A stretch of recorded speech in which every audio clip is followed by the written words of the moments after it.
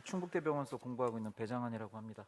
사실은 저는 쿠웨이트에서 이렇게 강사를 좀 해달라고 하길래 드디어 내가 칩을 한다는 거를 학회에서 알아주시는구나. 나도 로타도 하고 CTO도 하는데 해가지고 반갑게 수락을 한 다음에 3일 있다가 이메일을 열어봤더니 이메일 제목이 어떻게 하면은 보험을 회피할 수 있는가 이런 제목이라 이게 뭔가 좀 분위기가 잘못돼 가고 있다는 생각이 들었습니다. 이게 정욱성 선생님을 제가 진짜 존경하는 분인데, 왜냐하면 이게 제가 보험 일을 하면서 항상 생각하는 건 환자한테 이득이 될까? 그 다음에 이제 생각하는 건 학회원들한테 이득이 될까? 팔이 안으로 굽지 않을 수가 없습니다. 심평원 가서 얘기할 때도 마찬가지고. 그런데 정욱성 선생님께서 저보다 훨씬 오랫동안 심평원에서 일을 하셨고 보험관계 일을 하시는데 굉장히 뉴트럴한 포인트로 짚어주십니다. 장기적 관점으로 볼 때 이게 옳은 것인가를 생각을 해봐야 된다. 이래서 많이 배우고 있습니다. 그래서 칩을 할 때 어떻게 하면은 PCI의 리임버스 이슈를 조금 잘 생각해 볼 수 있을까, 이렇게 하는 건데, 이게 나 얘기를 하기 시작하면 수가 얘기를 안 할 수가 없거든요. 옛날 선생님들은 돈 생각하지 마라, 돈 얘기하는 거 아니다, 의사 이렇게 했는데, 이제 그분들께서 기조실장이나 원장 하시고 나면 생각이 완전히 바뀌십니다. 너 왜 그렇게 했냐 이렇게 하시는 거죠. 자, 그래서 요거를 얘기를 해드릴게요. 상대가치라는 거 얘기를 안 할 수가 없습니다. 상대가치를 할 때 이 행위는 수가가 14,500점짜리예요. 이 수술은 27,000점짜리예요. 이렇게 얘기를 하는데, 그거를 할 때 상대가치 점수는 이렇게 구성을 합니다. 첫 번째가 뭐냐면 직접 비용이란 게 있죠. 이 인건비에는 주 시술자의 인건비가 들어가 있지 않습니다. 보조 의사, 그리고 우리 옆에 직원들, 그리고 장비비, 엔지오그래피 보통 10년에서 15년 정도 내구 기계라고 생각을 하고, 거기에 들어간 메인테넌스 비용 같은 거 다 챙겨주게 돼 있고, 재료비라고 그래가지고 수건, 휴지, 뒤에 있는 드랩 이런 거 다 들어가고, 간접 진료 비용이라고 해서 행정비, 전기, 수도 비용 같은 거 다 들어가 있습니다. 이거를 숫자로 표시를 한 거죠. 그리고 이제 위험도를 합니다. 이 시술은 이 정도 위험하니까 보험을 이 정도 할 수 있게 병원에 돈을 줘야 되겠다.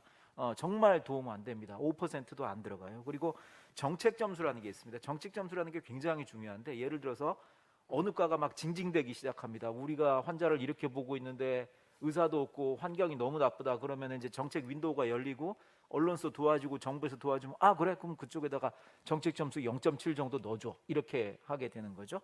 그러니까 요거가 굉장히 중요하고요. 그리고 또 하나가 중요한 게 뭐냐면 의사의 업무량이라는 게 중요한데, 의사 업무량 이런 거 박하욱 선생님 아까 인터벤션 엄청 열심히 하셨죠.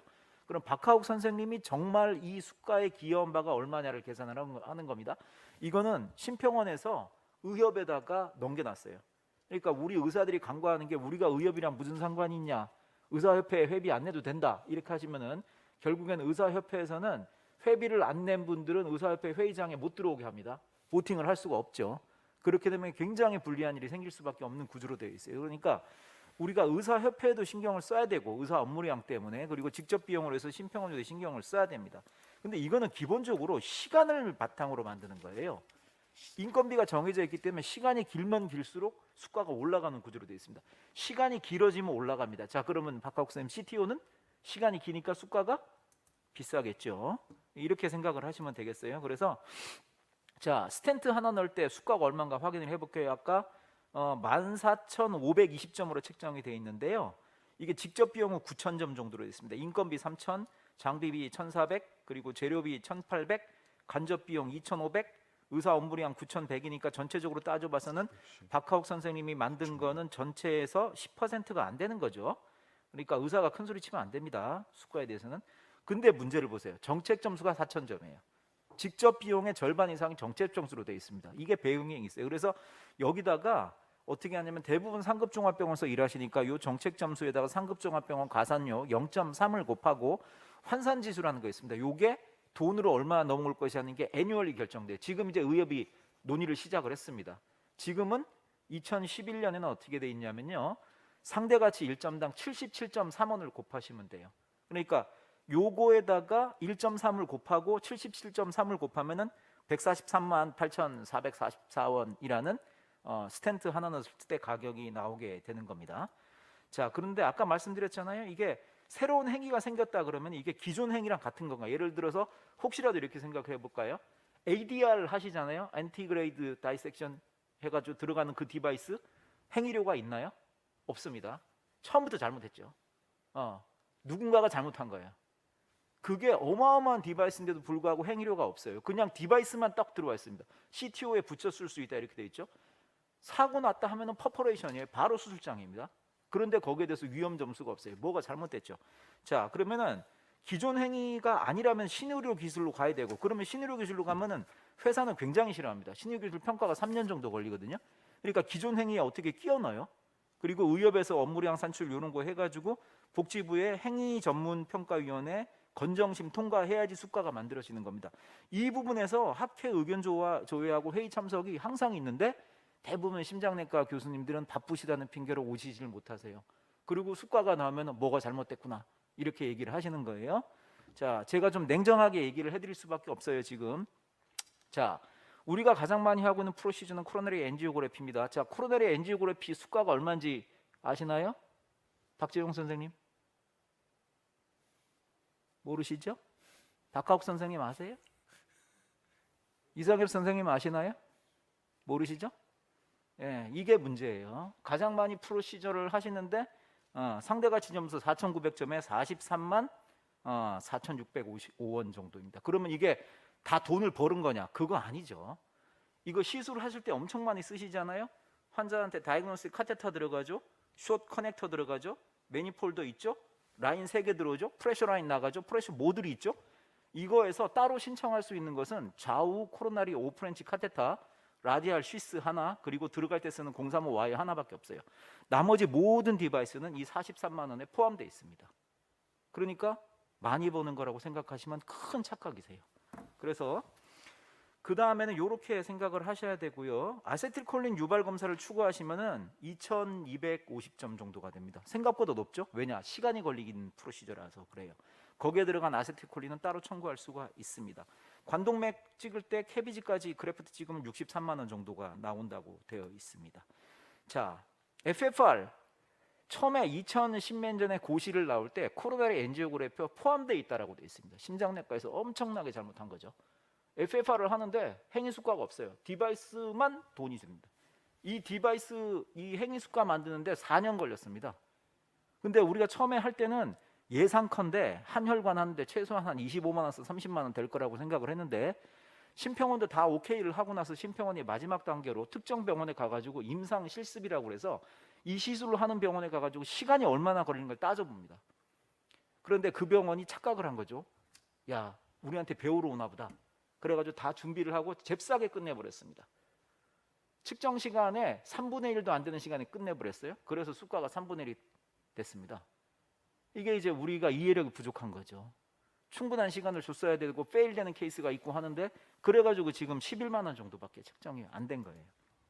자, 그러면은 풍성학장술 뭐 이런 얘기는 이제 더 할 거는 없을 것 같고요. 그러면은 한번 이거를 한번 볼까요? 단일혈관 스텐트 삽입술은 145만 원이고 AMI 병변은 228만 원.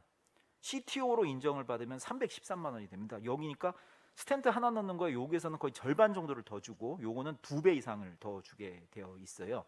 그런데 PTCA하고 로타를 같이 하고 스텐트를 집어넣은 경우에는 로타가 엄청 힘든 프로시저잖아요.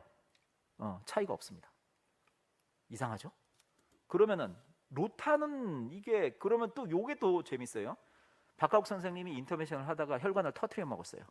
그런데 칼슘이 너무 심해가지고 스텐그래프트가 안 넘어가요. 그래갖고 온 힘을 다해서 풍선을 맞고 그 환자를 갖다가 수술장으로 끌고 갔어요. 자, 그럼 박하욱 선생님이 한 2시간 동안 완전히 고생을 했을 텐데 환자는 돌아가실 뻔했고 그러면은 캐스랩엔 뭐가 남을까요? 인터벤션을 하다가 수술장으로 환자를 끌고 가시는 페일 케이스를 만들면 행위료는 한 푼도 주지 않습니다. 거기에 들어가는 디바이스만 주게 돼 있어요. 박하욱 선생님의 노력은 그냥 꽝이에요. 하지 말았어야 돼. 이렇게 되어 있어요. 그래서 수가를 한번 볼까요? 자, 스텐트 시술 하나 하는데 140만 원이에요. AMI는 220만 원, CTO는 300만 원이 넘어요. 스텐트를 하나 추가를 하면 46만 원을 줍니다. 그런데 이게 추가라는 건 뭐냐면은 LAD를 하고 나서 서컴플렉스를 시술을 하면은 추가 시술 비용은 없어요. 레프트는 같은 혈관이에요. 라이트를 하실 때만 그렇게 되는 거예요. 이거를 지금 우리가 3년째 보건복지부랑 혈관을 3개를 나누려고 노력을 하고 있습니다. 미국의 CPT는 5개로 되어 있습니다. LAD, 서컴플렉스, 라모스 인터미디스, RCU, RCA 그리고 랩트 메인 이렇게.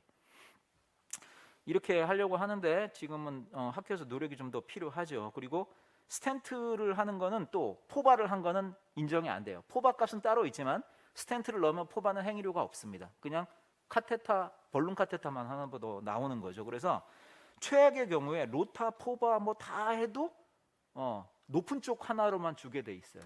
그러니까 이런 거를 생각을 하셔야 되고요. 자, 그러면 요걸 한번 생각을 해보세요. 더 억울한 거, 트랜스페모랄 타비를 하면 수가가 56만 원이에요. 어느 병원 보니까 1000개 하셨다고 영상 만들으셨는데 축하드립니다. 그런데 아마 그거 하시는 동안에 심장혈관병원 원장님하고 과장님은 원장님한테 엄청 끌려갔을 겁니다. 이 수가를 가지고는 도저히 팀을 이렇게 유지할 수가 없죠. 그리고 근데 문제는 펄머너리 베인에 넣는 이 스텐트는 160만 원이에요. 차이가 너무 나죠. 우리가 뭔가를 잘못했어요. 그리고 이 수술을 한번 생각을 해보세요. 왜 병원에서는 타비를 원치 않는가? AS 환자 이걸 하면 56만 원인데 상대가치 29,000점으로 AVR을 하면 300만 원이 됩니다. 그런데 이게 300만 원이 아니죠. 지금은 흉배과 쪽으로 정책 가산을 100% 해주고 있기 때문에 600만 원이 되는 겁니다. 그러면은 병원에서는 어떤 프로시저를 원할까요? 이렇게 되면은 환자를 위하는 길이 아닙니다.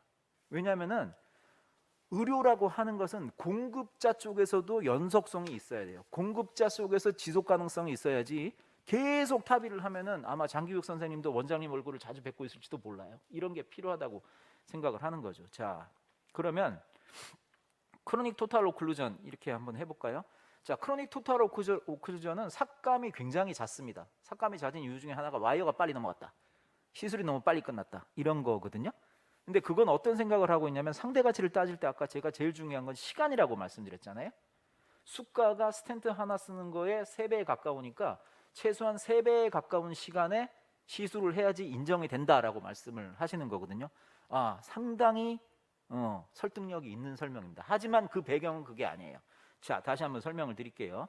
2017년까지 우리나라에는 특진료가 있었습니다. 그러니까 정옥성 교수님이나 조진만 교수님처럼 특신의사가 되면은 시술을 하면은 다른 데서 했던 것보다 더 가산료를 받았고 외래도 더 가산료를 받았죠. 그런데 이게 정부가 특진료는 폐지하기로 했어요. 그래서 1년에 상종 특진료가 6천억 정도가 있었습니다. 그래서 이거를 그냥 없으면 상종은 망하는 거죠. 그러니까 정부가 어떻게 얘기를 했냐면은 5천억 원 정도는 질 향상 분담금으로 주겠다. 그러니까 니들 병원 질 평가를 해가지고 평가가 좋으면은 거기다가 어디셔널리 모든 처치에다 줄게, 이렇게 얘기를 했던 거고, 그리고 수가 개선을 해줬습니다. 그런데 현실적으로는 수가를 많이 올려줬어요. 수술 쪽 수가를 한 20-30% 정도 올려가지고 한 3천억 원 정도를 메꿔줬고 나머지 3천억 원을 질평가로 메꿔준 거예요.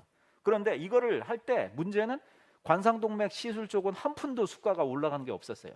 그러니까 상대적으로 수가가 밀리게 됐죠. 그러니까 정부랑 되게 많이 얘기를 했습니다. 이게 잘못된 거다라고 했더니 정부가 들여다봐도 형평성이 너무 떨어져요. 그러니까 그때는 어떻게 했냐면은 이미 그 특진료에 대한 보상 시기는 이미 지나간 거예요. 그러니까 그러면은 심장내과에서 하시는 시술 중에 많은 거를 한번 알려주세요. 당연히 스텐트 시술이죠. 그 중에서 어려운 게 뭐가 있을까요? 그러면은 AMI하고 CTO가 어려워요. 이렇게 얘기하니까 그러면 AMI하고 CTO는 행위를 재분류합니다. 이게 옛날에도 있었어요. 그러니까 예를 들어서 엉치뼈가 부러져서 수술을 합니다. 그런데 그게 복잡골절이 됐다, 아니면은 오픈이 됐다, 감염이 됐다, 그러면 그때마다 수가가 올라가거든요. 그 방식으로 준 거예요. 그러니까 이건 뭐냐면 정책 수가로 만들어진 것이지 옛날에 말하는 우리가 얘기하는 그 정규적인 방법에서의 그 수가 구성을 만든 게 아니기 때문에 이게 3시간이 돼야지 CTO로 인정한다, 이거는 말이 맞지 않습니다. 그러니까 그런 것 때문에 재분류가 됐고요. 그러니까 요거 때문에 계속 말이 많아져서, 그래서 뭐 30분 이내로 하면 CTO가 아니다, 뭐 티미 플로우가 엔티그레이드 뭐 브리칭 콜레테럴이 보이는데 이게 뭐 엔티그레이드 플로우다, 삭감, 이런 게 다 있어요. 그런데 지금까지 우리가 밝혀본 거는 2가지가 문제인데 AMI의 논스테미 그리고 CTO. 근데 CTO는 지금 수가가 3배 가깝잖아요. 그러니까 심평원에서도 긴장을 하지 않을 수가 없습니다. 그러니까 너무 CTO를 남발하시면 안 돼요. 상식적으로 생각할 때 저쪽에 파디스탈 서커에 있는 걸 뚫고 나서 CTO라고 우긴다, 이거는 장기적으로 봐서 옳은 일은 아닙니다. 그렇지만 옳게 CTO를 했으면 그거를 받아와야 되는 거겠죠. 그래서 이 지속적인 의견 전달이라는 게 굉장히 중요합니다. 자, 이 케이스를 시간이 없으니까 하나만 그냥 보여드리고 제 얘기를 끝낼게요. 그래서 우리가 지금은 이렇게 제안을 했어요.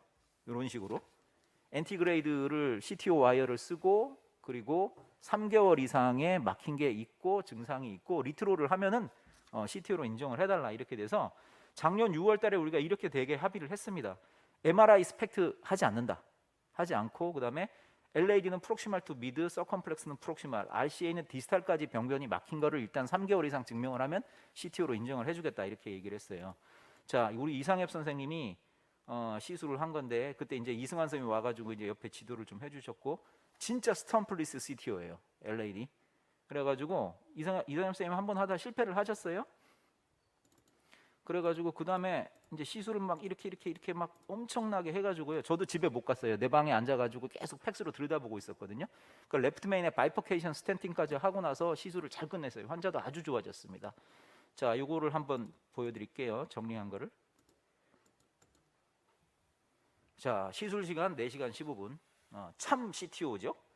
자, 그리고 가이딩 카테터 2개. 이게 3개라고 하는 거는 맥시말리 쓸 수 있는 숫자예요. PTCA 와이어 12개를 썼습니다. 그럴 수 있죠. 박학국 선생님 그렇게 쓰시잖아요.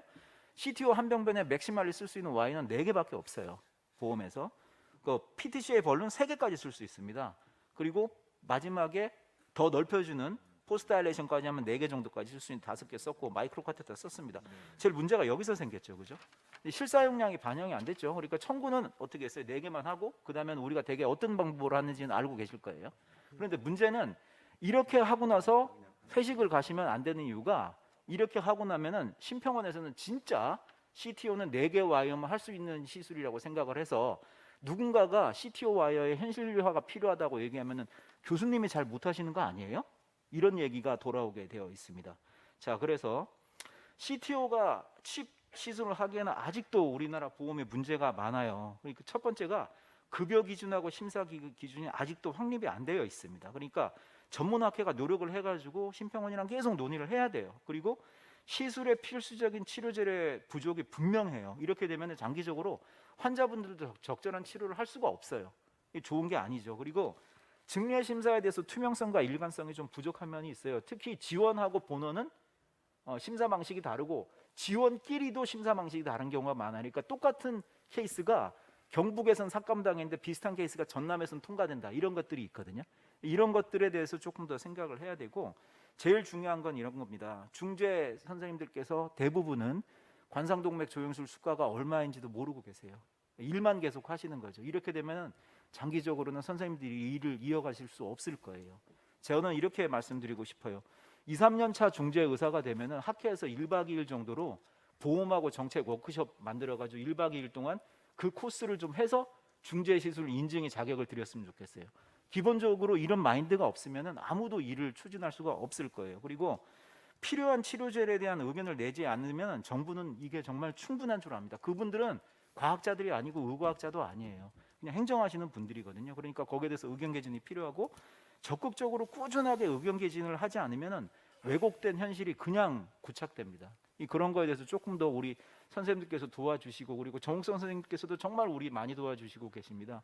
그래서 심평원이 우리 적이다 이렇게 생각할 필요 없고 심평원은 우리랑 같이 가야 될 동지라고 생각을 하고 같이 논의하는 자리가 마련될 수 있었으면 좋겠습니다. 감사합니다.